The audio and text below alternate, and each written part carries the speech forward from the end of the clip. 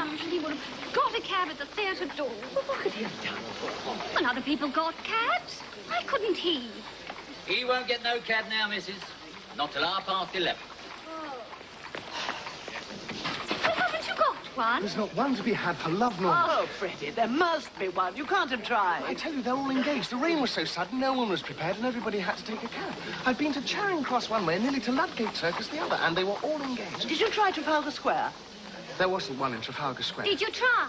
Well, I went as far as Charing Cross. Oh, you haven't tried at all. You really are very helpless, Freddie. Go again, and don't come back until you have found a I cab. shall simply get sold for nothing. And what about us, you selfish pig? Oh, right, I'll go. Oh. Now then, Freddie, look where you're going, dear. Sorry. Oh. There's manners for you. 2 bunches of violets trod into the mud. How do you know my son's name is Freddie, Bray? Oh, he's your son, is he? Well, if you'd done your duty by him as a mother should, he'd know better than to spoil a poor girl's flowers and then run off without paying. Will you pay me for them? Oh, do nothing of the sort, for my idea. Please allow me, Clara. Here's 6pence for your flowers. Now tell me, how did you know that young gentleman's name? I didn't. I heard you call him by it. Don't try to deceive me. Who's trying to deceive you? I called him Freddie or Charlie, same as you might yourself if you was talking to a stranger and wished to be pleasant. Oh. 6pence thrown away. Oh, really, Mamma, you might have said Freddie that. Oh, sir, is there any sign of it stopping? I'm afraid not. It started worse than ever about 2 minutes ago. If it's worse, it's a sign it's nearly over. So cheer up, Captain, and buy a flower off a poor girl. I'm sorry, I haven't any change. Oh, I can give you change, Captain. For a sovereign, I've nothing left. Oh, do buy a flower off me, Captain. I can change £half. Take this for tuck. Now, don't be troublesome. There's a good girl. I really haven't any change. Oh, stop. There's 3 if that's any use to you. Thank you, sir. Hey, you be careful. Give him a flower for it. There's a bloke here behind taking down every blessed word you're saying. I ain't done nothing wrong by speaking to the gentleman. I'd right sell flowers if I keep off the curb. I'm a respectable girl, so help me. I never spoke to him except to ask him to buy a flower or Oh, you nobody's hurting you. Oh, sir, don't let him charge me. You did all it means to me. Now take away my character and drive me on the street for speaking to gentlemen. Who's hurting you, silly girl? What do you take me for? It's all right. He's a gentleman. Look at his boots. She thought you was a copper's nut. I take me Bible over. I never said a word about it. Do I look like a policeman? And what did you take my words down for? How do I know whether you took me down right? You just show me what you wrote about me. All right to see. Yeah, that's it. What's it say? What's that? That ain't proper writing. Can't read that. I can. Cheer up, Captain, and buy a flower off a poor girl. Because I called him Captain. I meant no harm. I'm a good girl. Oh, sir, don't let him lay a charge against me for a word like I that. make no card. Well, sir, if you are a detective, you need not begin protecting me against molestation by young women until I ask you. Anybody can see the girl meant no harm. What business is it of yours anyway, eh? Listen, he ain't a tech. He's just a blooming busybody, I tell you. Look at his boots. And how are all your people down at Chelsea? Who told you my people come from Chelsea? Never you mind, they did. And how do you come to be up so far east? You were born in Lisson Grove. What harm is there in my living in Lisson Grove? It wasn't fit for a pig to live in. And I had to pay him 4 and 6 a week. Live where you like. Stop that noise. Come, he can't touch you. You have a right to live where you please. You take us for dirt under your feet, don't you? Hey, oh, well, catch you taking liberties with a gentleman. Go on, tell him where he comes from. If you want to do this fortune telling. Cheltenham, Harrow, Cambridge, and India. Oh, well, quite right. My word, hear him tell the tough where he comes from. He told him properly. Patton will moan if I stay in this draft a minute longer. Those caught. Please keep your impertinent remarks to yourself. Got no right to take away my character. My character's the same to me as any lady. I don't know if any of you have noticed, but the rain stopped about 2 minutes ago. Well, so it has. Why didn't you say so before, then? It's quite fine now, Clara. We can walk to a motor bus. Come. Ma, the cab. I'm tired. Poor girl. I've enough for her to live without being worried and chivied. How do you do it, if I may ask? Simply phonetics, the science of speech. That's my profession. Also my hobby. Happy is the man who can make a living by his hobby. I'm a good girl, I am. I can place any man within 6 miles. I can place him within 2 miles within London, sometimes within 2 streets. To be ashamed of himself, a manly Is there a cow. living in that? Oh, yes, quite a fat one.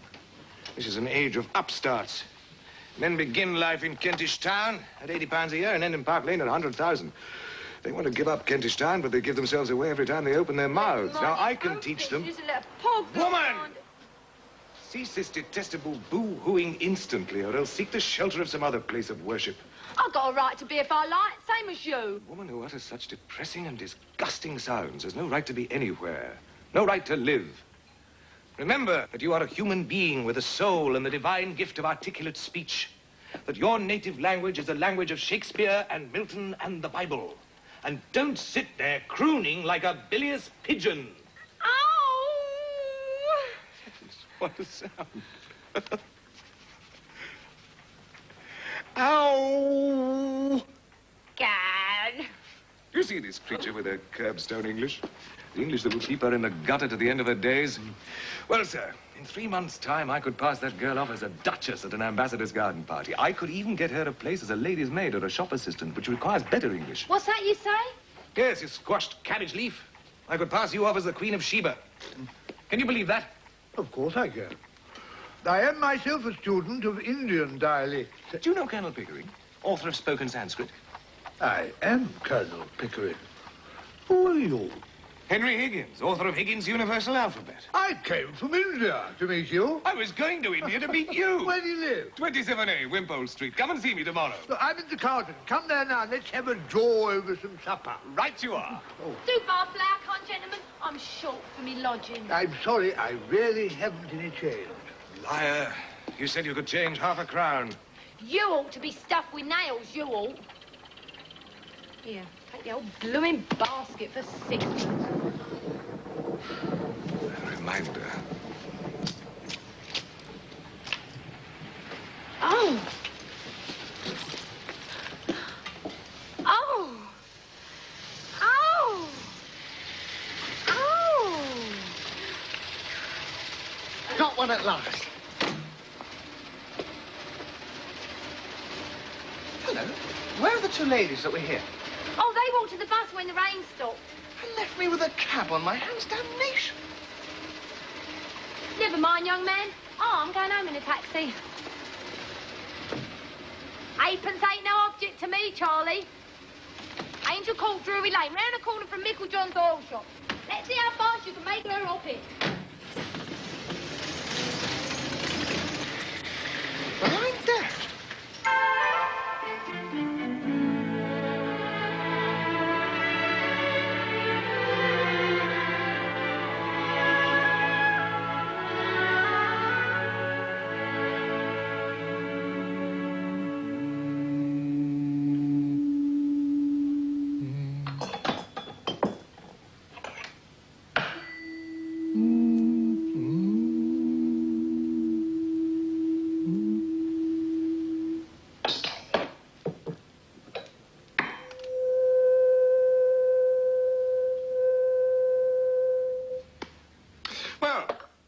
I think that's the whole show. Well, it's amazing. I haven't taken half of it in, you know. Did you want to go over any of it again? No, thank you. Not now. I'm quite done up for this morning. I rather fancied myself because I can pronounce 24 distinct vowel sounds, but your 130 beat me. I can't hear a bit of difference between most of them. Oh, that comes with practice, you hear. No difference at first. But you keep on listening, and presently you'll find they're all as different as A from B. What's the matter?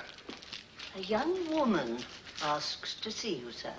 A young woman? What does she want? Well, sir, she says you'll be very glad to see her when you know what she's come about. She's quite a common girl, sir, very common indeed. I should have sent her away, only I thought perhaps you wanted her to talk into your machine. I hope I've not done wrong, but really, you see such queer people sometimes that... Has she got an interesting accent? Oh, something dreadful, sir, really. We'll have her up. Show her up, Mrs. Pierce. It's as you say, sir. This is rather a bit of luck. I'll show you how I make records. We'll set her talking. I'll take her down first in Bell's visible speech, then in broad rhomic. Then we'll get her on the phonograph, and you can turn her on as often as you like with the written transcript before you. This is the young woman, sir.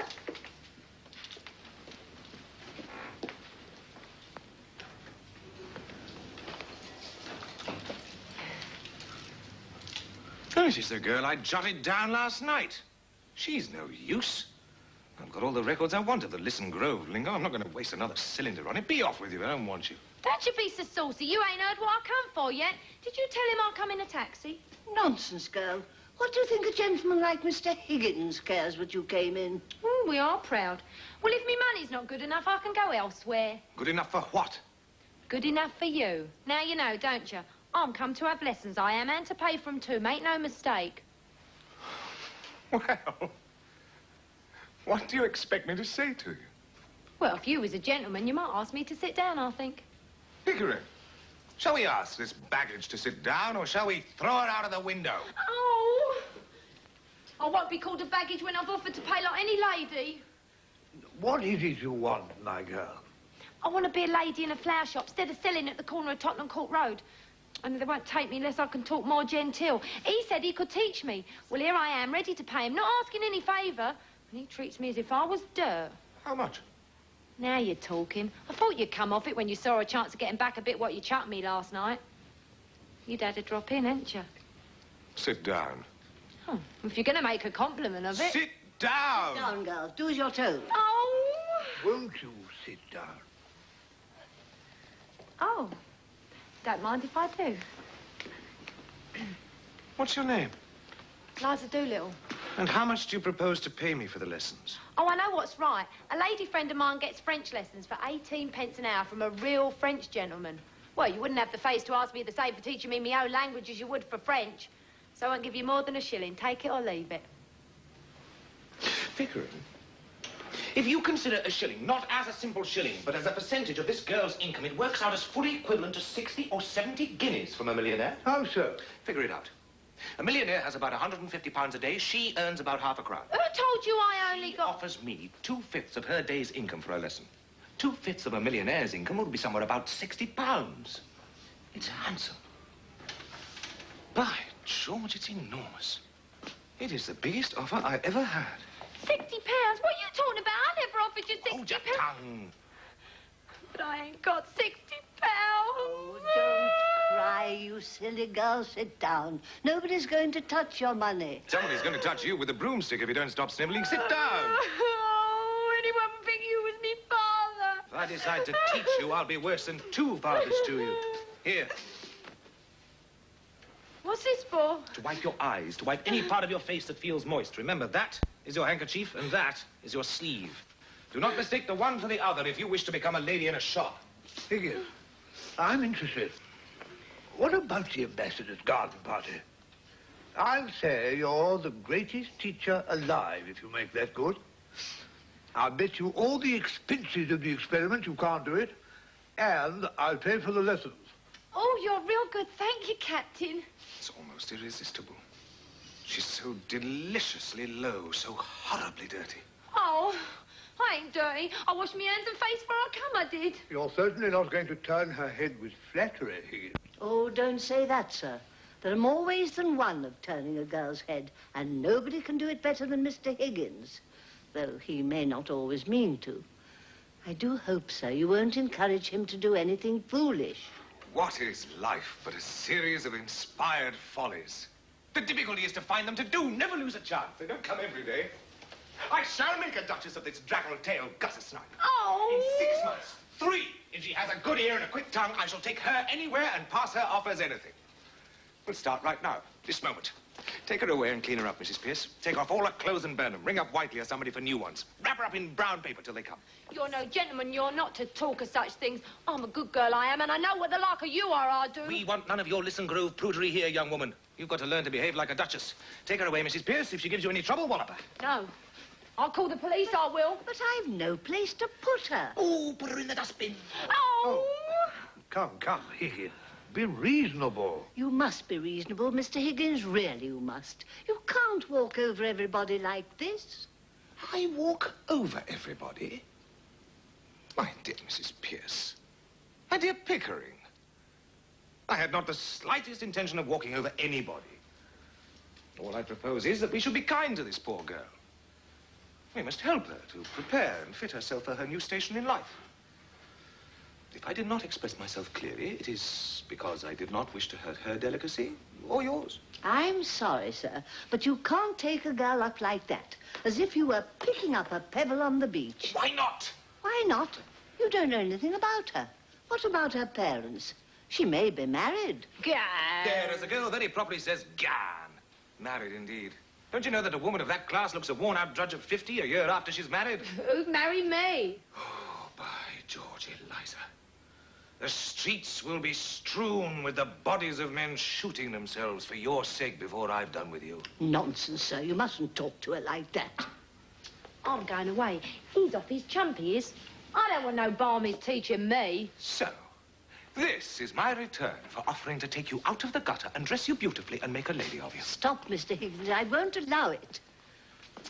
Go home to your parents, girl, and tell them to take better care of you. I ain't got no parents. They told me I was big enough to earn my own living and turn me out. Well, where's your mother? I ain't got no mother. Her that turned me out was me sick stepmother. But I done without 'em, and I'm a good girl, I am. Very well, then. What on earth is all the fuss about? The girl doesn't belong to anybody. She's no use to anybody but me. Now, don't make any more fuss, Mrs. Pierce. Take her But downstairs. what's to become of her? Is she to be paid anything? Oh, do be sensible, sir. What would she want with money? She'll have her food and her clothes. She'll only drink if you give her money. Oh, you're a brute. It's a lie. Nobody ever saw the sign of liquor on me. Does it occur to you, Higgins, that the girl has some feelings? Oh, no. I don't think so. Not any feelings we need bother about. Have you, Eliza? I've got my feelings, same as anyone else. You see the difficulty? Eh? What difficulty?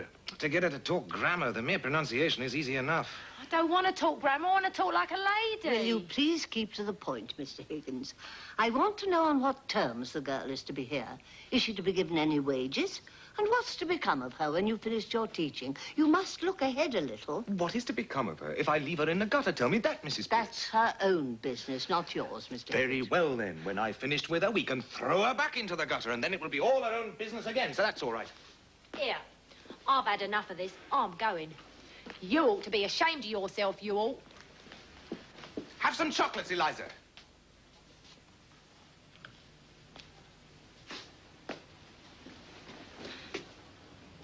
How do I know what might be in them? I've heard of girls being drugged by the like of you. A pledge of good faith, Eliza. Here we are. I eat one half, and you But eat the other. You shall have barrels of them, boxes of them every day. You shall live on them, eh? I wouldn't invest it. But I'm too lazy to take it out of my mouth. Listen, Eliza, I think you said you came in a taxi. Well, what if I did? I've as good a right to take a taxi as anyone else. Of course you have. And in future, you shall have as many taxis as you want. You shall go up and down and round the town in a taxi every day. Think of that, Eliza. Mr. Higgins, you're tempting the girl. It's not right. She should think of the future. At her age? Nonsense. Time enough to think of the future when she has no future to think of. No, Eliza. Think of chocolates and taxis and gold and diamonds. No, I don't want no gold, no diamonds. I'm a good girl, I am. Excuse me, Higgins, but I really must interfere. Mrs. Pierce is quite right. If this girl puts herself in your hands for 6 months for an experiment in teaching, she must understand thoroughly what she's doing. How can she? She's incapable of understanding anything. Besides, do any of us understand what we're doing? If we did, would we ever do it? Very clever, Higgins, but not sound sense. Miss Doolittle. Oh. There. That's all you get out of Eliza. Ow. It's no use explaining. As a military man, you ought to know that. Give her her orders. That's what she wants. Eliza, you are to live here for the next 6 months, learning how to speak beautifully like a lady in a florist's shop. If you are good and do whatever you're told, you shall sleep in a proper bedroom and have lots to eat and money to buy chocolates and take rides in taxis. If you are naughty and idle, you will sleep in the back kitchen among the black beetles and be walloped by Mrs. Pierce with a broomstick. At the end of 6 months, you shall go to Buckingham Palace in a carriage, beautifully dressed. If the king finds out you're not a lady, you will be taken by the police to the Tower of London, where your head will be cut off as a warning to other presumptuous flower girls. If you're not found out, you shall be given a present of 7 and 6pence to start life with as a lady in a shop. If you refuse this offer, you will be a most ungrateful, wicked girl, and the angels will weep for you. Now, satisfied, Pickering? Can I put it more plainly and fairly than that, Mrs. Pierce? I think you'd better let me speak to the girl properly in private. Come with me, Eliza. Thank you, Mrs. Pierce. Bundle her off to the bathroom. You're a great bully, you are. I won't stay here if I don't like. I don't let nobody wallop me. I never asked to go to Buckingham Palace, I didn't. I was never in trouble with the police, not me. I'm a good girl, I am. Don't answer back, girl. You don't understand the gentleman. Come with me. Well, what I say is right. I won't go near the king, not if I'm going to have my head cut off. If I'd have known what I was letting myself in for, I wouldn't have come here. I never offered to say a word to him, and I don't know nothing, and I don't care. I won't put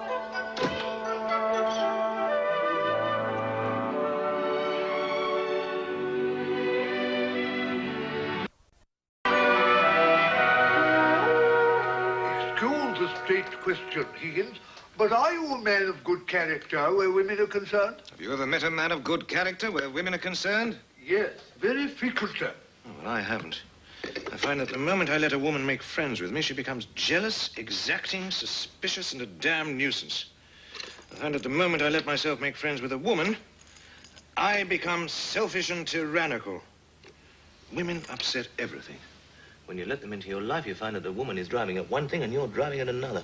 I become selfish and tyrannical. So here I am, a confirmed old bachelor and likely to remain so. Oh, come, Higgins, you know what I mean. I hope it's understood that no advantage is to be taken of the girl's position. What? That thing? Sacred, I assure you. You see, she'll be a pupil, and teaching would be impossible unless pupils were sacred. If you please, sir, the trouble's beginning already. There's a dustman downstairs. Alfred Doolittle wants to see you. He says you have his daughter here. Why, sir? Send the blackguard up. Oh, and don't burn that hat, Mrs. Pierce. I'll keep that as a curiosity. Oh, well, handle it carefully, if you please, sir. I had to promise her not to burn it, but I'd better put it in the oven for a while. Thank you, Mrs. Pierce. Mr. Higgins, will you please be very particular what you say before the girl? What the devil do you mean? That's what I mean, sir. You swear a great deal too much. And there's one certain word I must ask you not to use. The girl's just used it herself because the bath was too hot. It begins with the same letter as bath. I cannot charge myself with ever having uttered it, Mrs. Pierce. Only this morning, sir, you applied it to your boots, to the butter, and to the brown bread. Mere alliteration, Mrs. Pierce. Natural to a poet. Whatever you choose to call it, sir, I beg you not to let the girl hear you repeat it. Certainly, Mrs. Pierce. Is that all? No, sir. Might she use some of those Japanese dresses you brought back from abroad? I really can't put her back into old things. Very well, Mrs. Pierce. Anything you like. And now, perhaps, Mr. Doolittle. Very good, sir.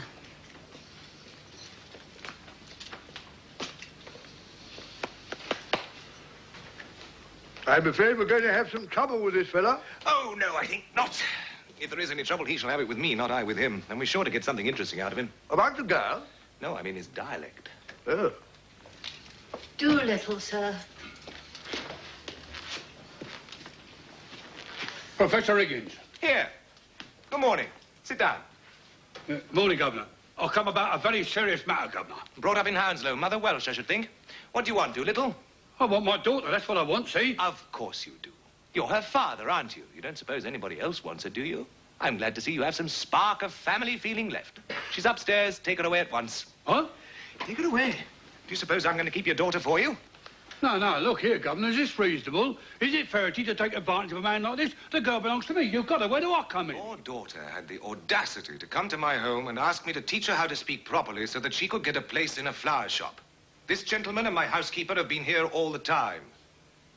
How dare you attempt to blackmail me? You sent her here on purpose. No, Governor. This is a plant, a plot to extort money by threats. I shall telephone for the police. If I ask for a brass farthing, I'll leave it to this gentleman here. Have I said a word about money? What else did you come here for? Well, what would a man come for? Be human, Governor. Alfred, did you put her up to it? So help me, Governor, I never did. I take my Bible oath. I ain't seen a girl these 2 months past. And how did you know she was here? I'll tell you, Governor, if you'll only let me get a word in, I'm willing to tell you. I'm wanting to tell you. I'm waiting to tell you. Pickering. This fellow has a certain natural gift of rhetoric. Observe the rhythm of his native wood notes wild. I'm willing to tell you. I'm wanting to tell you. I'm waiting to tell you. Sentimental rhetoric, that's the Welsh strain in him. It also accounts for his mendacity and dishonesty. Oh, Prince Higgins, I'm West Country myself. How did you know she was here if you didn't send her? Well, it's like this, Governor. The girl took the boy in a taxi to give him a jaunt. Her son of her landlady, he is. He hung about on the chance she'd give him another ride home. Well, she sent him back for her luggage when she heard that you was willing to let her stay here. I met the boy at the Crown and corner of Long Acre and Endell Street. Public house, yeah. Poor man's club, Governor. Why shouldn't I? Do let him get on with his story, Higgins. He told me what was up. Now I ask you, what was my feelings and my duty as a father? So I said to the boy, I said, you bring the luggage to me. I said, and I brought it. Just to oblige you like and make myself agreeable, that's all. How much luggage? Oh, there was a musical instrument, a few pictures, a trifle of jewellery and a birdcage. She said she didn't want no clothes now. What was I to think of that, I asked, as a parent? What was I to think? So you came here to rescue her from worse than death, eh? Just so, Governor? That's right. Why did you bring her luggage if you intended to take her away? Have I said a word about taking her away? Have I now? You're going to take her away, double quick. Don't say that, Governor. I'm not the man to stand in my girl's life. There's a career opening here, as you might say. Mrs. Pierce, this is Eliza's father. He has come for his daughter. Give her to him. No, there's a misunderstanding. Listen here. You can't take her away, Mr. Higgins. How can he? You told me to burn her clothes. That's right. I can't carry her through the street like a blooming monkey now, can I? I'll put it to you. You put it to me that you want your daughter. Take your daughter. If she has no clothes, go out and buy her some. Where's the clothes what she come in? Did I burn them? Or did your missus here? I am the housekeeper, if you please. I've sent for some clothes for your girl, and when they come, you can take her away. You can wait in the kitchen. This way, please. Listen, Governor. You and me is men of the world, ain't we? Oh, men of the world, are we? You better go, Mrs. Pierce. I think so, indeed, sir.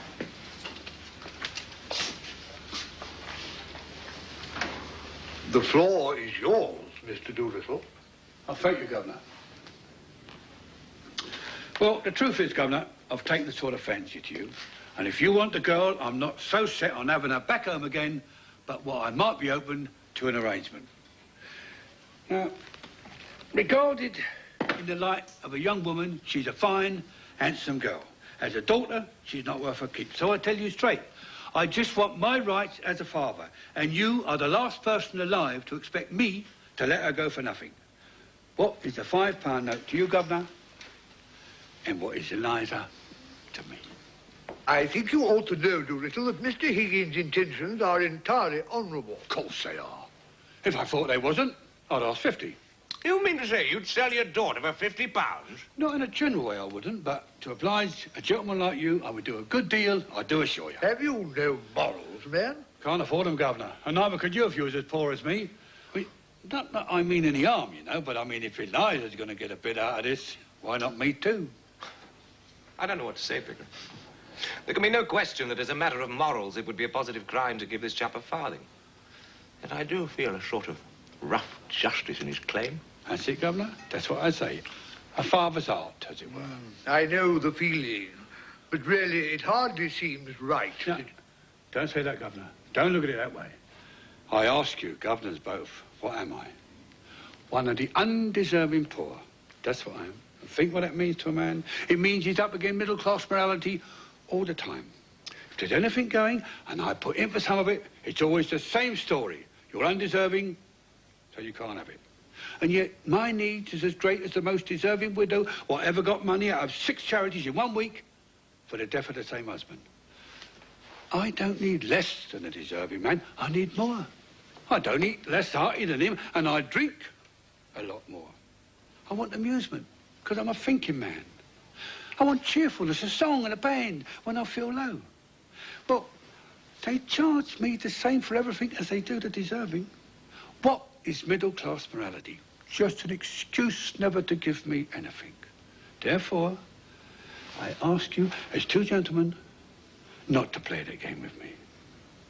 I'm playing straight with you. I'm not pretending to be deserving. I'm undeserving. And I mean to go on being undeserving. Will you take advantage of a man's nature to do him out of the price of a daughter what he's brought up, fed and clothed, from the sweat of his brow till she's grown big enough to be interesting to you 2 gentlemen? Is £5 unreasonable? I'll put it to you. I'll leave it to you. I suppose we must give him a £5. He'll make a bad use of it, I'm afraid. So help me, Governor, I will not. Just 1 good spree for myself and my missus, bringing pleasure to ourselves, employment to others, and satisfaction to you, knowing it's not been thrown away. You could not spend it better. This is irresistible. Let's give him 10. No. She wouldn't have the art to spend 10, and perhaps I shouldn't either. £10 is a lot of money. Makes a man feel prudent like, and then goodbye happiness. Just give me what I asked for, not a penny more, not a penny less. Why don't you marry that missus of yours? I rather draw the line at encouraging that sort of immorality. Tell her so, Governor. I'm willing. Tell her so. It's me that suffers by it. I'm a slave to that woman just because I'm not her lawful husband, and she knows it too. Catch her marrying me. You take my advice, Governor. Marry Eliza while she's still young and don't know no better. Because if you don't, you'll be sorry for it after. If you do, she'll be sorry for it after. And better her than you, because you're a man and she's only a woman and don't know how to be happy anyhow. Pickering, if we listen to this man for 1 more minute, we shall have no convictions left. £5, I think you said. Thank you kindly, Governor. You sure you won't take 10? Not now, Governor. Another time. Here you are. Thank you, Governor. Good morning. Oh, beg pardon, miss. Go on, don't you know your own daughter? Blimey. Eliza. This? By Jove. Don't I look silly? Silly? Now, Mr. Higgins, please don't say anything to make the girl conceited about herself. Yes, Mr. Pierce, quite right. Yes, damn silly. Please. I mean, extremely silly. I should look all right with my hat on. A new fashion, by George, and it ought to look horrible. Well, I never thought she'd clean up as good looking as that, Governor. She's a credit to me, ain't she? I tell you, it's easy to clean up here. Hot and cold water there is, on tap, just as much as you like. And woolly towels there is, and a towel all so hot it burns your fingers. Soft brushes to scrub yourself, and a wooden bowl of soap smelling like primroses. Now I know why ladies is to clean. Washing's a treat for 'em. Wish they could see what it is for the like of me. Glad the bathroom met with your approval. It didn't. Not all of it. Didn't know which way to look. Hung a towel over it, I did. Over what? Over the looking glass, sir. I'm a good girl, I am. Eliza, if you say again that you are a good girl, your father shall take you home. Not him. You don't know my father. All he come here for was to touch you for some money to get drunk on. What else would I want money for? To put in a plate in church, I suppose. Don't you give me none of your lip. And don't you let me hear you give this gentleman any either, because otherwise you'll hear from me about it, see? Have you any further advice to give your daughter before you go, Doolittle? No, Governor. But if you want to improve Eliza's mind, Governor, you do it yourself. With a strap. Good afternoon, gentlemen. Good afternoon, ma'am.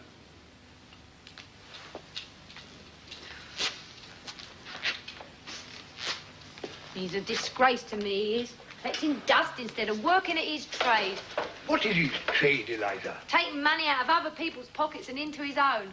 His proper trade's a navvy, and he works at it sometimes too, for exercise, and earns good money at it. Ain't you going to call me Miss Doolittle anymore? I beg your pardon, Miss Doolittle. A slip of the tongue. Oh, I don't mind, only it sounded so genteel. Here, Mrs. Pierce says you're going to give me something to wear in bed at night different to what I wear in the daytime. But it do seem a waste of money when you could get something to show. Besides, never did fancy changing into cold things on a winter night. Now, Eliza, the new things have come for you to try on. Ow! rush about like that, girl.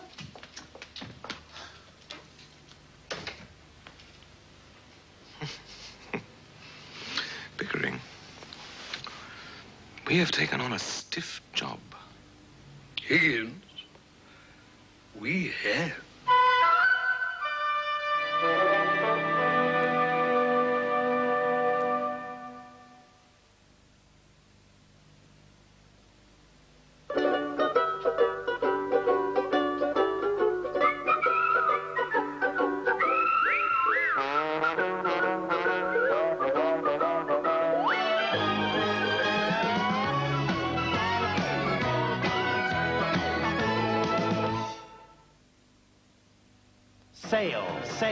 Sale. It's sale time in Granada Land at these co-ops, and there's some great savings in store. Like this Colston washer, $149.95. Belgrade 5-star ironing boards, $9.99. This Silent Night 2-drawer double divan, $99.95.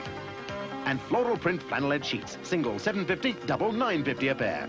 Your Homemaker Great Winter Sale starts Tuesday 9 a.m. at Greater Lancastria, Norwest, Pioneers and Warrington Co-ops.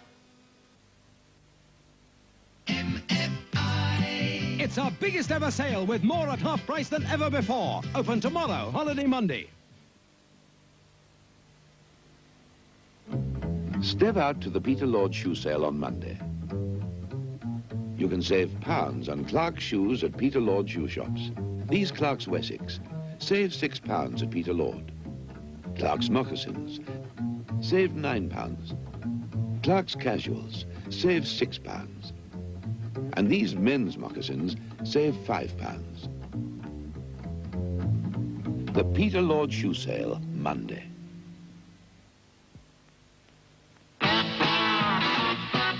It's a shame, shame, shame. Shame on you if you can't come to. Yes, it's a shame, shame, shame. If you can't come to. If you're under 18 or over 30, you can't come on a Club 1830 holiday. Shame on you.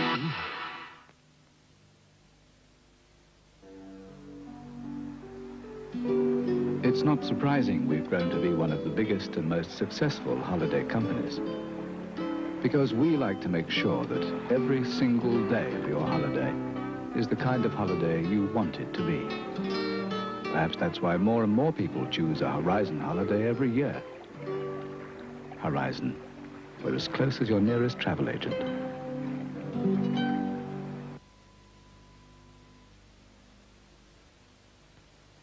Put a sunny smile into your holiday at Scarborough, Whitby and Filey. Enjoy the warmth of a Yorkshire welcome where your pounds get marvellous value.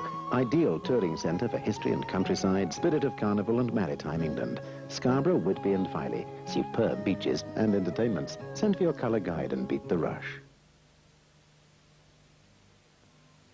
Laker can save a family of 4 over £200 next summer. Get my new holiday brochure and I guarantee you'll save money on major competitors' prices. All from Manchester.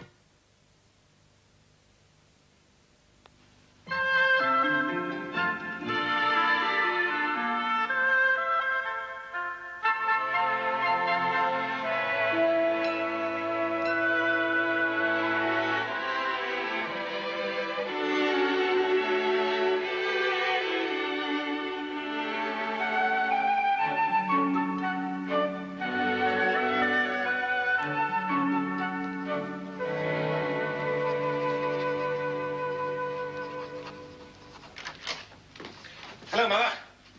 Henry, what are you doing here? It's my at-home day. You promised not to come. I know. You offend all my friends. They stop coming whenever they need you. Go home. At once. I came on purpose. I've a job for you. A phonetic job. It's no use, dear. I'm sorry. I can't get round your vowels. Your part of it isn't phonetic. I picked up a girl. Does that mean some girl picked you up? Not at all. I don't mean a love affair. Oh, what a pity. Why? Well, you never fall in love with anyone under 45. When will you discover there are some rather nice-looking young women about? Oh, I can't be bothered with young women. Young women are such idiots. My idea of a lovable woman is someone as like you as possible. Do you know what you would do if you really loved me, Henry? Marry, I suppose. No. Stop fidgeting. And take your hands out of your pockets. That's a good boy. Now, tell me about this girl. She's coming to see you. I don't remember asking her. You didn't. I asked her. If you'd known her, you wouldn't have asked her. Oh, indeed. Why not? Well, it's like this. She's a common flower girl. I picked her off the curbstone. And invited her to my at home. Oh, she'll be all right. I've taught her how to speak properly, and she has strict instructions as to her behavior. She's to keep to two subjects, the weather and everybody's health. That'll be safe. Safe? To talk about our health? About our insides? Perhaps about our outsides? Oh, really, how can you be so silly, Henry? Well, she must talk about something. Oh, she'll be all right, don't you fuss. Pickering's in it with me. I've a sort of bet on I'll pass her off as a duchess in 6 months. I started on her some months ago. She's getting on like a house on fire. She has a quick ear, and she's been easier to teach than my middle-class pupils because she's had to learn a complete new language. She talks English almost as you talk French. Oh, well, that is satisfactory at all events.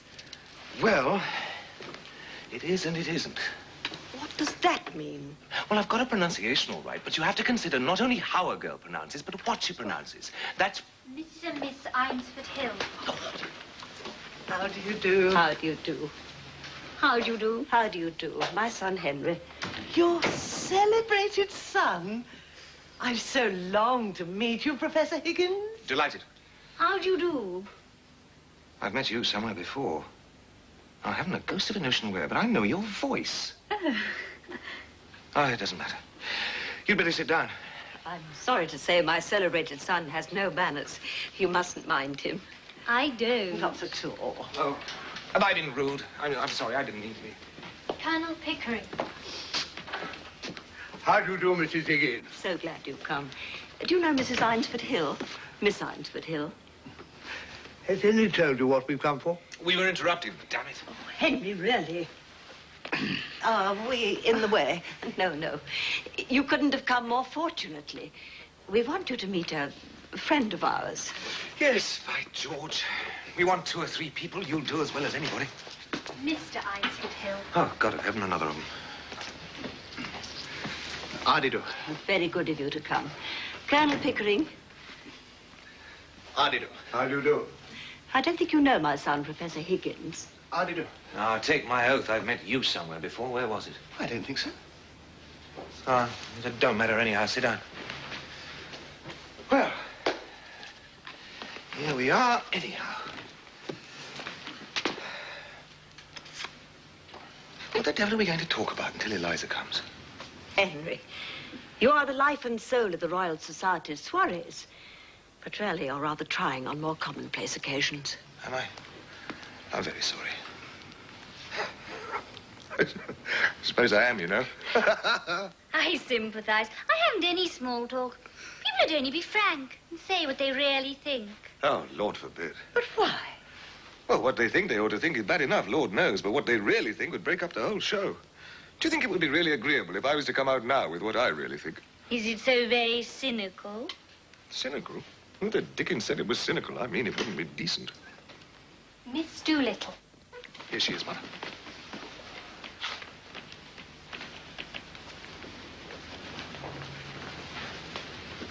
How do you do, Mrs. Higgins? Mr. Higgins told me I might come. Quite right. I'm very glad indeed to see you. How do you do, Miss Doolittle? Colonel Pickering, is it not?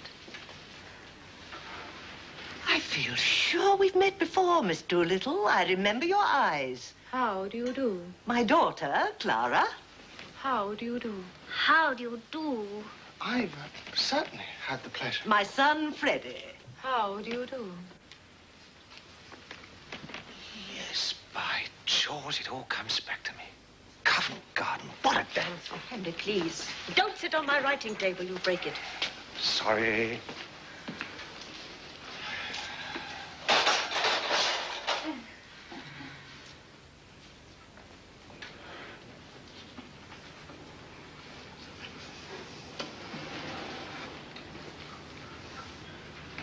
Will it rain, do you think? The shallow depression in the west of these islands is likely to move slowly in an easterly direction. There are no indications of any great change in the barometrical situation. How awfully funny. What is wrong with that, young man? I bet I got it right. Kidding. I'm sure I hope it won't turn cold. There's so much influenza about. It runs right through our whole family, regularly, every spring. My aunt died of influenza, so they said. But it's my belief they done the old woman in. Done her in? Yes, Lord love you. Why should she die of influenza? She come through diphtheria right enough the year before. I saw her with my own eyes. Fairly blue with it she was. But my father, he kept ladling gin down her throat, till she came to so sudden, she bit the bowl off the spoon. Dear me. What call would a woman with that strength in her have to die of influenza? What become of her new straw hat that should have come to me? Somebody pinched it, and what I say is them as pinched it done her in. What does doing her in mean? Oh, that's the new small talk. To do a person in means to kill them. You surely don't believe your aunt was killed? Do I not? Them she lived with would have killed her for her hat pin, let alone her hat. But it can't have been right for your father to pour spirits down her throat like that. It might have killed her. Not her. Gin was mother's milk to her. Besides, he'd poured so much down his own throat, he knew the good of it. Do you mean that he drank? Drank? My word. Something chronic. How dreadful for you. Not a bit. It never did him no harm, what I could see. But then he did not keep it up regular. On the burst, as you might say, from time to time, and always more agreeable when he had a drop in. When he was out of work, my mother used to give him fourpence and tell him to go out and not to come back until he'd drunk himself cheerful and loving like. There's lots of women has to make their husbands drunk to make them fit to live with. You see, it's like this. If a man has a bit of a conscience, it always takes him when he's sober, and then it makes him low-spirited. A drop of booze just takes that off and makes him happy. Here, what are you sniggering at? The new small talk. You do it so awfully well. If I was doing it proper, what was you laughing at? Have I said anything I oughtn't? No, not at all, Miss Doolittle. Well, that's a mercy anyhow. What I always say is that... Well, I must go. So pleased to have met you. Goodbye. Goodbye. Goodbye, Colonel Pickering. Goodbye, Miss Doolittle. Goodbye, all.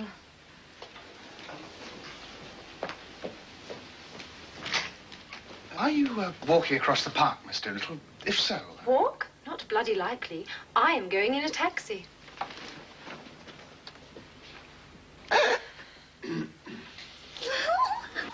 Well, I really can't get used to the new ways. Oh, it's all right, Mama. Quite right. People will think we never go anywhere or do anything if you're so old-fashioned. I dare say I am very old-fashioned, but I do hope you won't begin using that expression, Clara. Oh, nobody means anything by it, and it's so quaint. And it gives such a smart emphasis to things that are not in themselves very witty.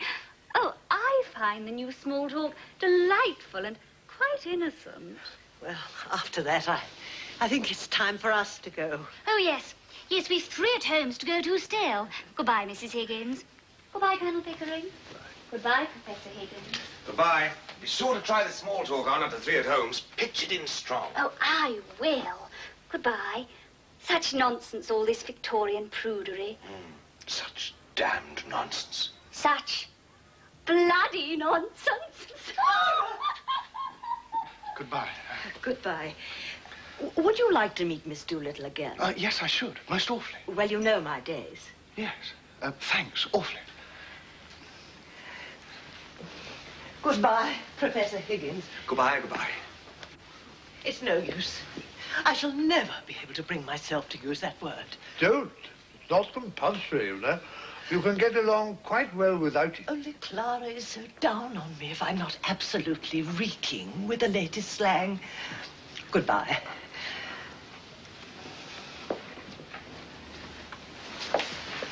You mustn't mind Clara. We're so poor, and she gets so few parties, poor child.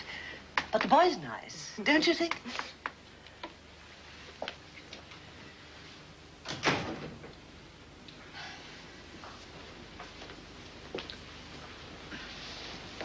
Well, is Eliza presentable? You silly boy. Of course she's not presentable. Oh, she's a triumph of your art and of her dressmakers, but if you suppose for one moment she doesn't give herself away with every sentence she utters, You must be perfectly cracked about her. But couldn't something be done? I mean, something to eliminate the sanguinary element from our conversation? Not as long as she's in Henry's hands. Do you mean that my language is improper? No, dear, it's quite proper. Say, on a canal barge. But it would not be proper for her at a garden party. Well, if you say so. I suppose I don't always speak like a bishop. Colonel Pickering, will you tell me what is the exact state of things in Wimpole Street? Well, I have moved in there with Henry. We work together at my Indian dialects, then we Quite think so. But where does this girl live? With us, of course. Where should she live? But on what terms? Is she a servant? If not, what is she? I think I know what you mean, Mrs. Higgins. Well, dash me if I do. I've had to work at that girl every day for months to get her to her present pitch. Besides, she's useful. She knows where my things are, remembers my appointments and so forth. How does your housekeeper get on with her? Mrs. Pierce? Oh, she's jolly glad to have so much taken off her hands.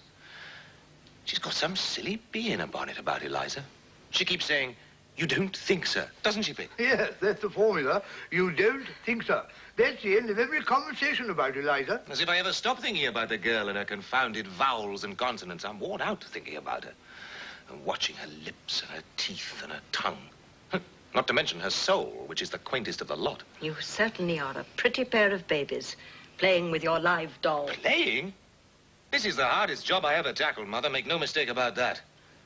But you have no idea how frightfully interesting it is to take a human being and change her into a quite different human being by creating a new speech for her. It's filling up the deepest gulf that separates class from class and soul from soul. It's enormously interesting. I assure you, my dear Mrs. Higgins, we take Eliza very seriously. Every week, every day almost, there's some new change. We keep a record of each stage, dozens of gramophone discs and photographs. It is the most absorbing experiment I ever tackled. She regularly fills up our lives, doesn't she, Pick? We're always talking Eliza. Teaching Eliza. Testing Eliza. What? Inventing new Elizas. I assure you, my dear Mrs. Higgins, that girl is a genius. She can play the piano quite beautifully. Extraordinary quickness. We've taken her to classical concerts and to music halls, and it's all the same. Sort of sound that a human being She plays everything she can right through when she comes home, whether it's Beethoven and Bach or Dehar and Orlando Montrose. So 6 months ago, she never had been at it all her life. Oh, the piano. Shush! I beg your pardon. Colonel Pickering, don't you realize that when Eliza walked into Wimpole Street, something walked in with her? Her father did, but Henry soon got rid of him. It would have been more to the point if her mother had, but as her mother didn't, something else did. But what? A problem. Oh, I see. The problem of how to pass her off as a lady. I'll soon solve that problem. I've half solved it already. No, you two infinitely stupid male creatures. The problem of what is to be done with her afterwards. Well, I don't see anything in that. She can go her own way with all the advantages I've given her. The advantages of that poor woman who was here just now. The manners and habits that disqualify a fine lady from earning her own living without giving her a fine lady's income. Is that what you mean? There are lots of openings, don't you worry. Anyway, no good bothering now. The thing's done. Goodbye, Mother. We'll do what's right. Goodbye, Mrs. Higgins. Let's take her to the Shakespeare exhibition at Earl's Court. Yes, her remarks will be delicious. She'll mimic all the people for us when we get home.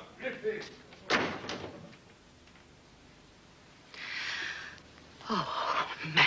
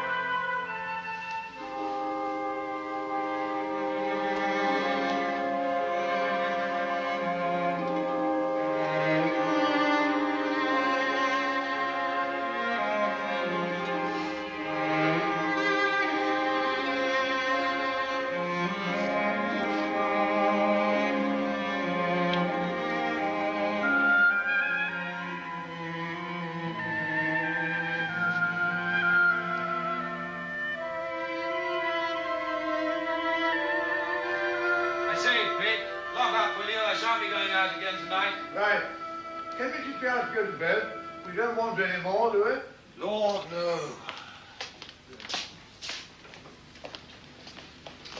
Oh, Lord.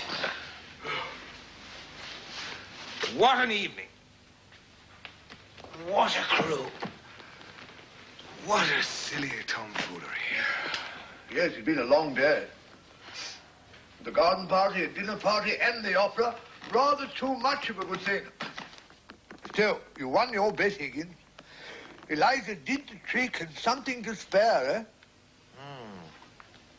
I wonder where the devil my slippers are. Were you nervous at the garden party? I was. Eliza didn't seem a bit nervous. Oh, she wasn't nervous. I knew she'd be all right. No, it's the strain of putting the job through all these weeks has told on me. You know, if I hadn't backed myself to do it, I should have chucked the whole thing up 2 months ago. Oh, they're there, are they? Oh, come, it was frightfully exciting. My heart began beating like anything. Yes, for the first 3 minutes. But when I saw we were going to win hands down, I felt like a bear in a cage hanging about doing nothing. I tell you, Pickering, never again for me. No more artificial duchesses. The whole thing has been simple purgatory. Thank God it's over. I was a bit frightened once or twice because Eliza did it so well. You see, lots of the rural people can't do it at all. Yes, that's what drives me mad. The silly people who don't know their own silly business. However, it's over and done with. And now, at last, I can go to bed without dreading tomorrow. Yeah, I think I'll turn in too. So, it was a great occasion. A triumph for you. Good night. Good night. Put out the lights, Eliza. Tell Mrs. Pierce not to make coffee for me in the morning. I'll take tea.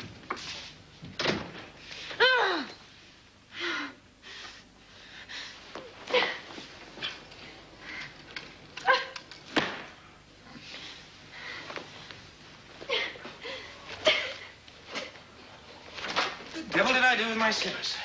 There are your slippers, and there, take your slippers, and may you never have a day's luck with them. What on earth? What's the matter? Anything wrong? Nothing wrong with you. I've won your bet for you, haven't I? That's enough for you. I don't matter, I suppose. You won my bet. You! Presumptuous insect! I won it. Now, what did you throw those slippers at me for? Because I wanted to smash your face. I'd like to kill you, you selfish brute. Why didn't you leave me where you picked me out of, in the gutter? You thank God it's all over and that now you can throw me back again there, do you? The creature is nervous after all. Would you claws in, you cat? How dare you show your temper to me? Sit down and be quiet. What's to become of me? What's to become of me? How the devil do I know what's to become of you? What does it matter what becomes of you? You don't care. I know you don't care. You wouldn't care if I was dead. I'm nothing to you, not as much as them slippers. Those slippers! Those slippers. I didn't think it made any difference now.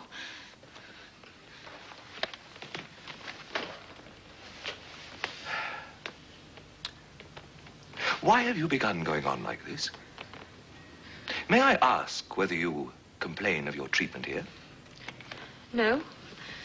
Has anybody behaved badly towards you? Colonel Pickering, Mrs. Pierce, any of the servants? No. I presume you don't pretend that I have treated you badly. No.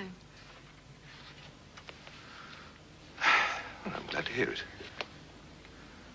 Perhaps you're tired after the strain of the day. Would you like a glass of champagne? No, thank you. Oh. This has been coming on you for some days now. I suppose it was natural for you to be anxious about the garden party. But it's all over now. There's nothing more to worry about. No, nothing more for you to worry about. Oh.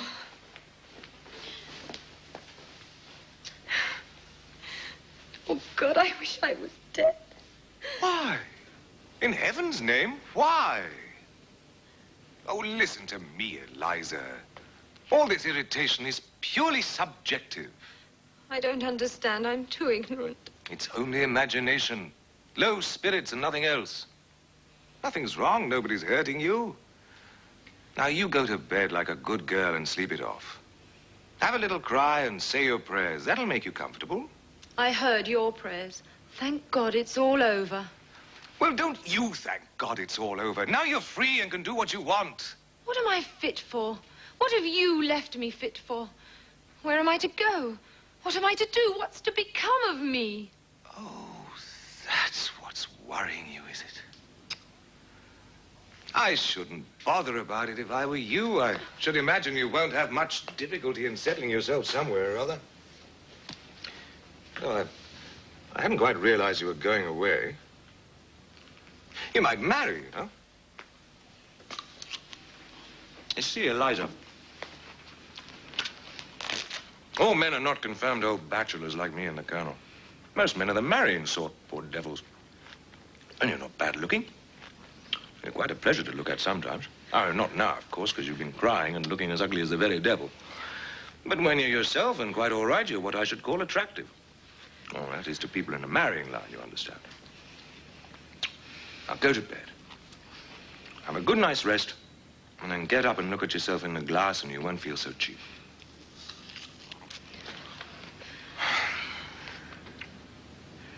I dare say my mother could find some chap or other who'd do very well. We were above that at the corner of Tottenham Court Road. What do you mean? I sold flowers. I didn't sell myself.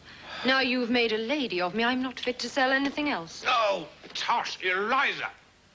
Don't insult human relations by dragging all this cant about buying and selling into it. You needn't marry the fellow if you don't like him. What else am I to do? Oh, lots of things. What about your old idea of a florist's shop? Dare say Pickering could set you up in one. He has lots of money. You'll have to pay for all those togs you've been wearing today.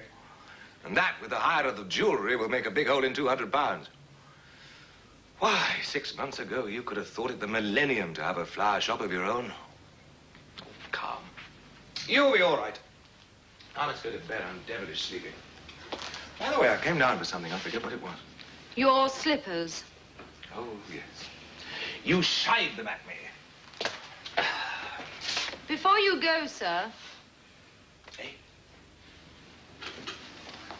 Do my clothes belong to me or to Colonel Pickering? What the devil use would they be to Pickering? He might want them for the next girl you pick up to experiment on. Is that the way you feel towards us? I don't want to hear anything more about that. All I want to know is whether anything belongs to me. My own clothes were burnt. What does it matter? I mean, why need you start bothering about this in the middle of the night? I want to know what I may take away with me. I don't want to be accused of stealing. Stealing? Sorry, I'm only a common ignorant girl, and in my station I have to be careful. There can't be any feelings between the like of you and the like of me. Keep them safe. I don't want to run the risk of their being missing. Hand them over. If these belong to me, instead of to the jeweler, I would ram them down your ungrateful throat. This isn't the jeweler's, it's the one you...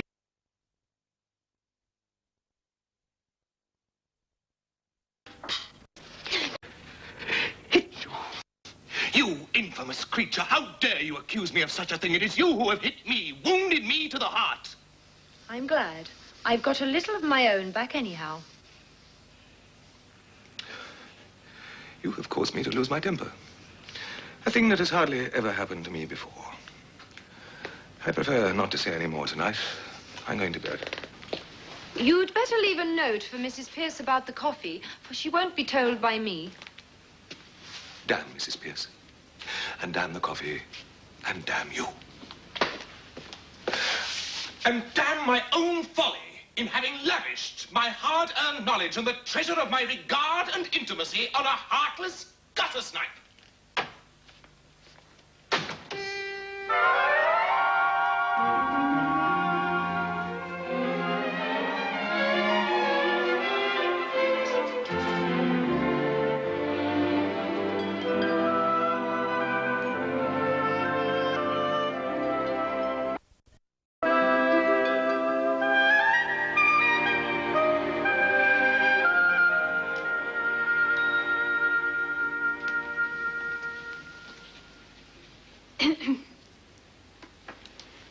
Mr. Henry, ma'am, is downstairs with Colonel Pickering. Show them up, then. They're telephoning the police, ma'am. What? Yes, ma'am. Go upstairs and tell Miss Doolittle that Mr. Henry and the Colonel are here, and ask her not to come down until I send for her. Yes, ma'am. Look here, Mother, here's a confounded thing. Yes, dear, good morning. What is it? Eliza's bolted. Oh, you must have frightened her. Frightened her? Nonsense. She was left last night, as usual, to put out the lights and all that, and instead of going to bed, she changed her clothes and went right off. What am I to do? Do without her, I'm afraid, Henry.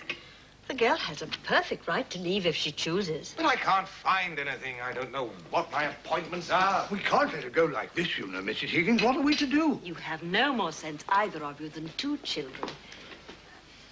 Mr. Henry, a gentleman to see you, very particular. He's been sent from Wimpole Street. Oh, I can't see anybody now.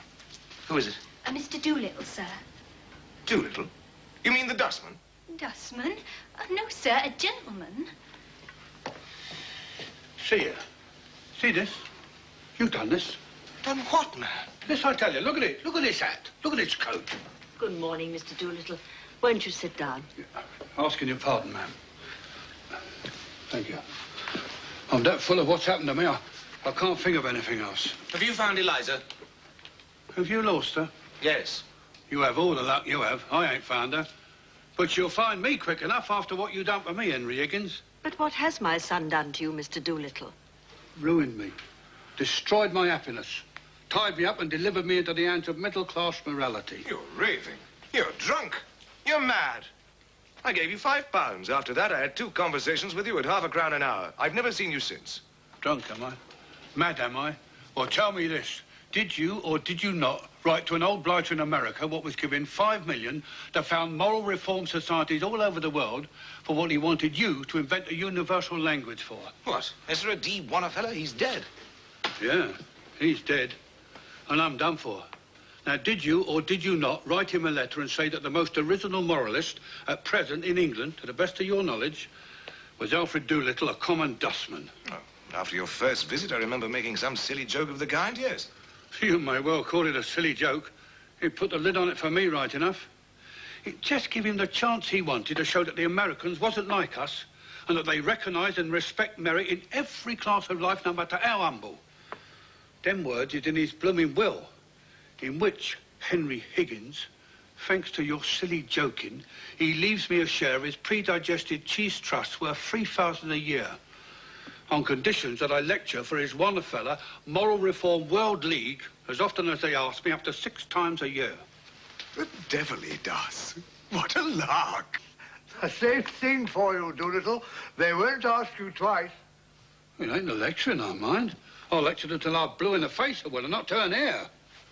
It's making a gentleman of me. That's what I object to. Who asked him to make me a gentleman? I was happy. I was free. I touched pretty nigh everyone for money when I wanted it. Same as I touched you, Henry Higgins. Now I'm warranted, tied, neck and heels. And everyone's touching me for money. I live for other people now, not for myself. That's middle-class morality. And you'll be the next one to touch me, Henry Higgins, and I'll have to learn to speak middle-class language from you instead of speaking proper English. That's where you'll come in. And I dare say that's what you've done it for. But, my dear Mr. Doolittle, no one can force you to accept this bequest. You can repudiate it. Isn't that so, Colonel Pickering? I believe so. That's the tragedy of it, ma'am. It's easy to say chuck it, and I ain't the nerve. Which of us has? Intimidated. We're all intimidated, ma'am. What is there for me if I chuck it but the workhouse in my old age? And I haven't the nerve for the workhouse. Intimidated. That's what I am. Broke. Bought up. Happier men than me will call for my dust and touch me for their tip. And I'll look on helpless and envy them. That's what your son's brought me to. Well, I'm very glad you're not going to do anything foolish, Mr. Doolittle. For this solves the problem of Eliza's future. You can provide for her now. Oh, yes, ma'am. I'm expected to provide for everybody now. On $3,000 a year. Nonsense. He can't provide for her. He shan't provide for her. She doesn't belong to him. I paid him £5 for her. Doolittle, either you're an honest man or a rogue. A little of both, Henry, like the rest of us. A little of both. Well, you took that money for the girl, and you have no right to take her as well. Don't be absurd, Henry. If you want to know where Eliza is, she's upstairs. Upstairs? I shall jolly soon fetch her down, sir. Be quiet, dear, and sit down.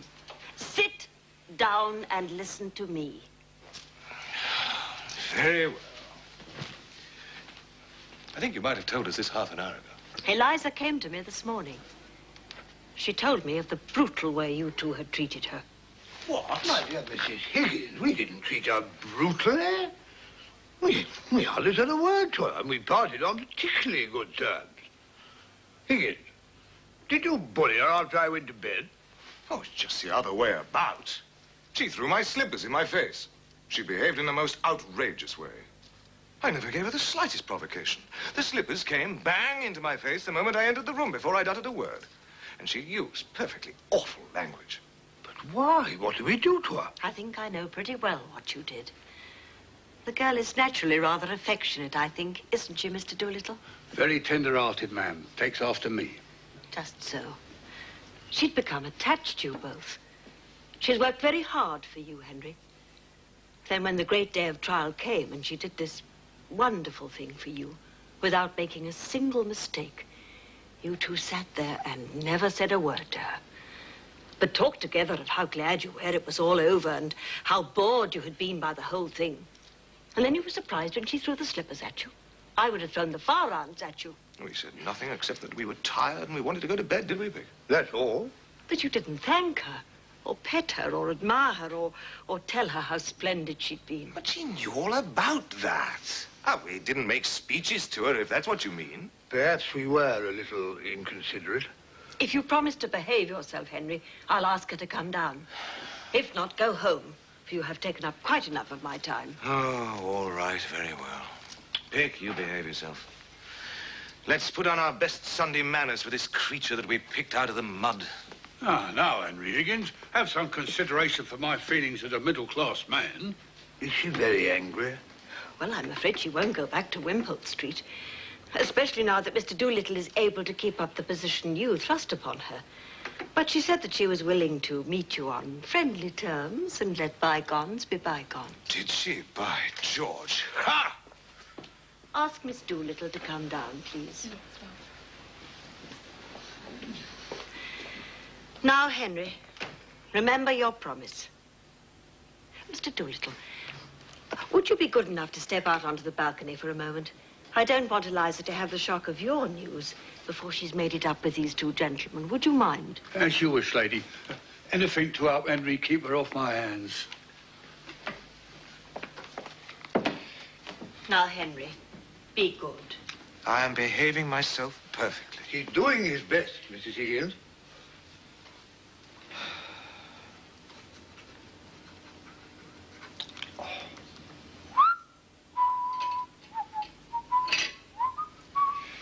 Henry, dearest, you don't look at all nice in that attitude. I was not trying to look nice, Mother. Never mind, dear. I only wanted to make you speak. Why?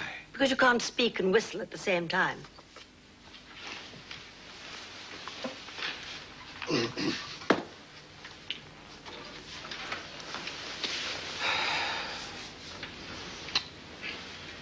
Where the devil is the girl? Are we to wait here all day?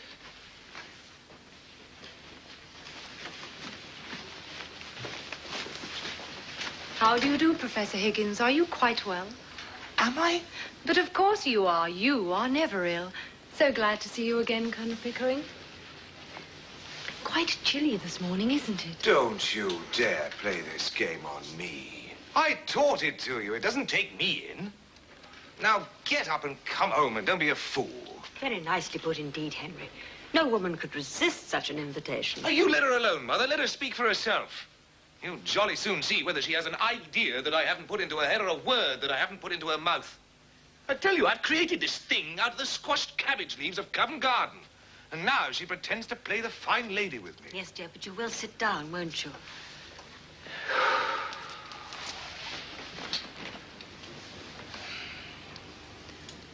Will you drop me altogether now that the experiment is over, Colonel Pickering? Oh, don't. You mustn't think of it as an experiment. It shocks me somehow. Oh, I'm only a squashed cabbage leaf. No. But I owe so much to you. I should be very unhappy if you forgot me. Well, it's very kind of you to say so, Miss Doolittle. Is It's not because you paid for my dresses. I know you are generous to everyone with money. But it was from you that I learnt really nice manners. And that is what makes one a lady, isn't it? You see, it was so very difficult for me with the example of Professor Higgins always before me. I was brought up to be just like him, unable to control myself and using bad language on the slightest provocation. And I should never have known that ladies and gentlemen didn't behave like that if you hadn't been there. Tony is way, you know. He doesn't mean it. I didn't mean it either when I was a flower girl. It was only my way. But you see, I did it. And that's what makes the difference after all. No doubt. Still, he taught you to speak. I couldn't have done that, you know. Of course. That is his profession. Damnation. Do you know what began my real education? What? Your calling me Miss Doolittle that day when I first came to Wimpole Street. That was the beginning of self-respect for me. And there were 100 little things that you never noticed because they came naturally to you. Things about standing up and taking off your hat and opening doors. Oh, that was nothing. You never took off your boots in the drawing room while I was there. Oh, you mustn't mind that. Higgins takes off his boots all over the place. I know. I'm not blaming him. It is his way, isn't it? But it made such a difference to me that you didn't do it. You see, really and truly, apart from the things anyone can pick up, the dressing and the proper way of speaking and so on, the difference between a lady and a flower girl is not how she behaves, but how she is treated. I shall always be a flower girl to Professor Higgins because he always treats me as a flower girl and always will. But I know I can be a lady to you because you always treat me as a lady and always will. Please don't grind your teeth, Henry. Well, that's really very nice of you, Miss Doolittle. I should like you to call me Eliza now, if you would. Thank you. Eliza, of course. And I should like Professor Higgins to call me Miss Doolittle. I shall see you damned first. Why did you stand back at him? Don't stand for it and do him a world of good. I can't. I could have done it once, but now I have forgotten my own language and can speak nothing but yours. That's the real break-off from Tottenham Court Road. Leaving Wimpole Street finishes it. Oh, but you're coming back, aren't you? Let her go. Let her see how she can get on without us. She'll relapse into the gutter within 3 weeks without me at her elbow. You won't relapse, will you, Eliza? No, not now. I don't believe I could utter one of the old sounds if I tried. Eliza. Ow! Ah, just so. Ow! Victory. Can you blame the girl? Don't look at me like that, Eliza. Ain't my fault. I'll come into some money. You must have touched a millionaire this time, Dad. I have. But I'm dressed something special today. I'm going to St. George's, Hanover Square. Your stepmother is going to marry me. You're going to let yourself down to marry that low, common woman? He ought to, Eliza. Why did she change her mind? Intimidated, Governor. Intimidated. Middle-class morality claims its victim. Won't you put your hat on, Eliza, and come and see me turned off? If the Colonel says I must, I'll demean myself and get insulted for my pains like enough. Oh, don't be afraid. She comes to no words with anyone these days, poor woman. Respectability's broke all the spirit out of her. Be kind to them, Eliza. Make the best of it. Oh, well. Just to show there's no ill feeling, I'll be back in a moment. I feel uncommon nervous about the ceremony, Colonel. I wish you'd come and see me through it. But you've done it before, man. You married Eliza's mother. Who told you that, Colonel? Well, nobody told me, but I concluded naturally. Oh, that ain't the natural way. That's always the middle-class way. My way is the undeserving way. But don't say nothing to Eliza. She don't know. I've always had the delicacy about telling her. Quite right. And we'll leave it so, shall we? And you'll come to the church, Colonel, and put me through straight? With pleasure. As far as a bachelor can. May I come too, Mr. Doolittle? I should be very sorry indeed to miss your wedding. I'd be honoured by your condescension, ma'am. And my poor old woman would take it a tremendous compliment. She's very low, thinking of the happy days that are no more. Then I'll order the carriage and get ready. I shan't be more than 15 minutes. Eliza, I'm going to the church to see your father married. You had better come with me and the brougham. Colonel Pickering could go with the bridegroom. Bridegroom. What a word. Makes a man realise his position somehow. See you in church, Eliza. Do stay with us, Eliza.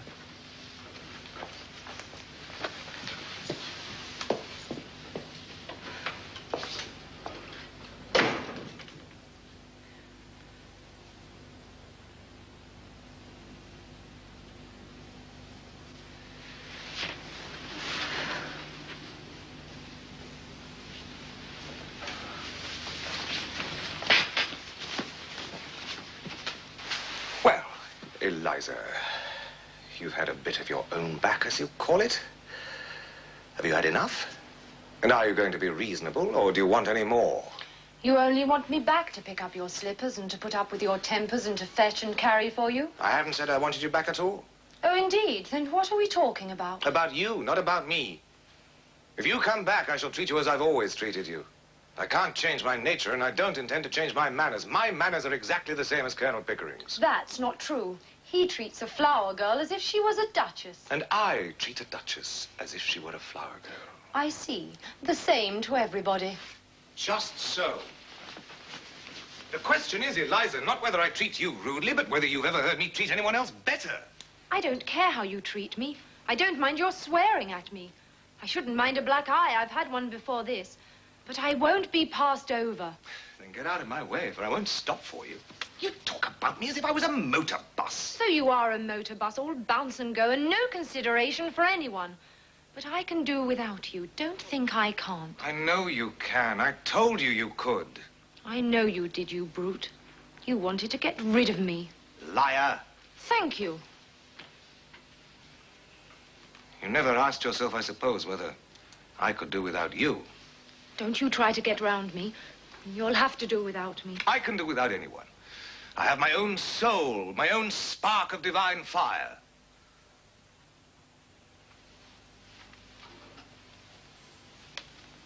But I shall miss you, Eliza.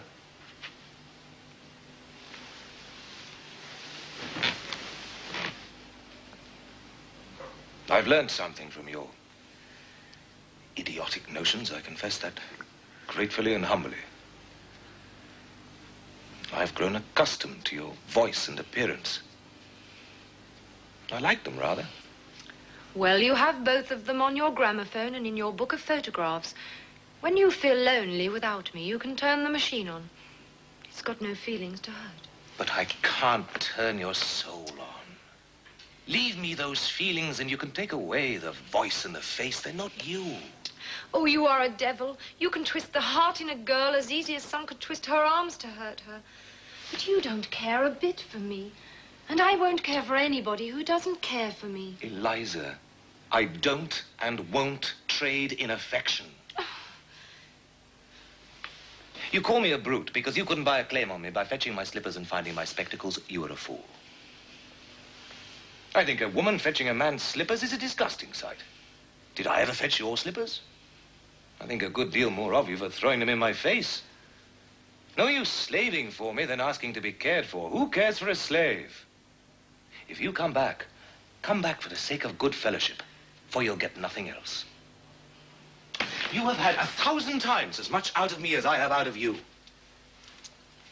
And if you dare to set up your little dog's tricks of fetching and carrying slippers against my creation of a Duchess Eliza, I'll slam the door in your silly face. What did you do it for if you didn't care for me? Why? Because it was my job. You never thought of the trouble it would make for me. Would the world ever have been made if its maker had been afraid of making trouble? Making life means making trouble. I don't notice things like that. I notice that you don't notice me. Eliza, you're an idiot. Understand once and for all that I go my way and do my work without caring tuppence what happens to either of us. So come back or go to the devil, which you please. What am I to come back for? Why, for the fun of it. That's why I took you on. And you may throw me out tomorrow if I don't do everything you want me to. Yes, and you may walk out tomorrow if I don't do everything you want me to. And live with my stepmother? Yes. Or sell flowers. Oh, if I only could go back to my flower basket. I should be independent of both you and Father and all the world. I'm a slave now for all my fine clothes. Not a bit of it. I'll adopt you as my daughter and settle money on you if you like. Or would you rather marry Pickering? I wouldn't marry you if you asked me. And you're nearer my age than what he is. Than he is, not than what he is. I'll talk as I like. You're not my teacher now. Don't imagine Pickering would, though. He's as confirmed an old bachelor as I am. That's not what I want, and don't you think it. I've always had chaps enough wanting me that way. Freddie Hill writes to me 2 and 3 times a day. Sheets and sheets. Damn his impudence. He has a right to if he likes, poor lad. And he does love me. Oh, you've no right to encourage him. Every girl has a right to be loved. What? By fools like that? Freddie's not a fool. And if he's weak and poor and wants me, maybe he'd make me happier than my betters that bully me and don't want me. In short, you want me to be as infatuated about you as Freddie. Is that it? No, I don't. All I want is a little kindness.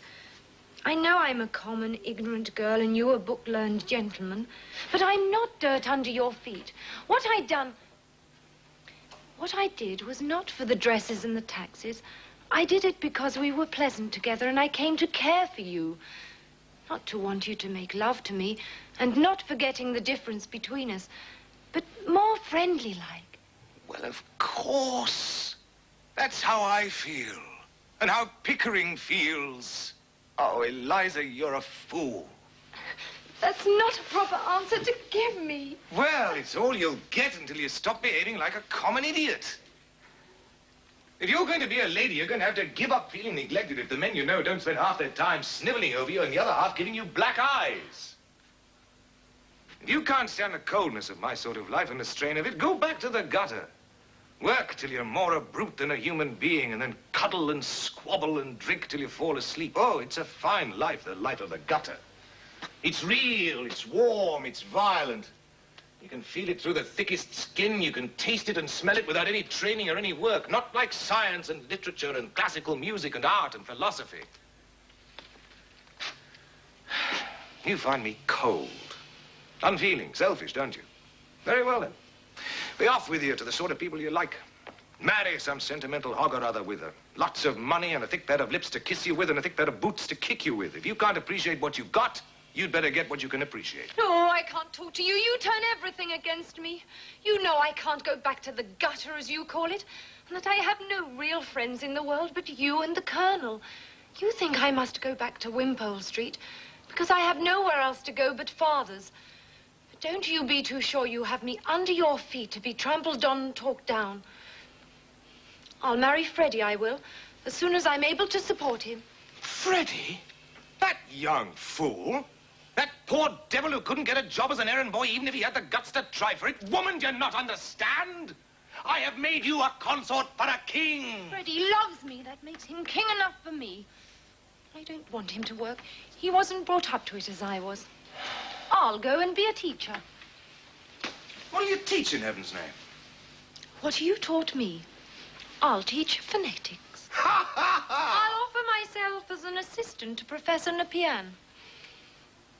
What? That humbug? That imposter? That toadying ignoramus? Teach him my methods and my discoveries? You take one step in his direction and I will wring your neck. Do you hear? Ring away. What do I care? I knew you'd strike me someday. Oh! Aha! Now I know how to deal with you. What a fool I was not to think of it before. You can't take away the knowledge you gave me. I'll advertise it in the papers that your Duchess is only a flower girl that you taught, and that she'll teach anybody to be a Duchess just the same in 6 months for 1,000 guineas. That's done your Henry Higgins, it has. Now, I don't care that for your bullying and your big talk. You damned impudent slut, you. But it's better than sniveling. Better than fetching slippers and finding spectacles, isn't it? By George, Eliza. I said I'd make a woman of you, and I have. I like you like this. Yes, you turn round and make up to me now that I'm not afraid of you and can do without you. Well, of course I do, you little fool. 5 minutes ago, you were like a millstone round my neck. Now you're a tower of strength, a consort battleship. You and I and Pickering will be 3 old bachelors instead of 2 men and a silly girl. The carriage is waiting, Eliza. Are you ready? Quite. Is the professor coming? Oh, certainly not. He can't behave himself in church. He makes remarks out loud all the time on the clergyman's pronunciation. Then I shall not see you again, Professor. Goodbye. Goodbye, dear. Oh, bye, Mother. Oh, by the way, Eliza, order a ham and Stilton cheese, will you? And buy me a pair of reindeer gloves, number 8s. And a tie to match the new suit of mine. You can choose a color. What you are to do without me, I cannot imagine. I'm afraid you've spoilt that girl, Henry. I would be uneasy about you and her if she were less fond of Colonel Pickering.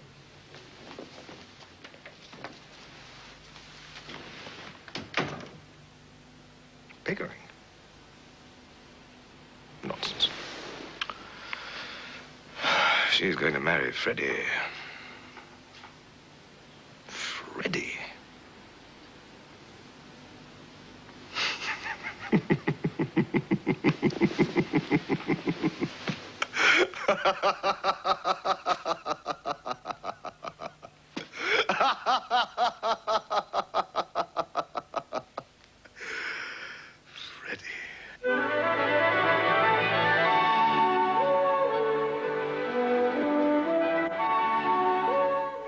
Twiggy is currently appearing in the Captain Beaky Christmas Show at the Apollo Theatre, London.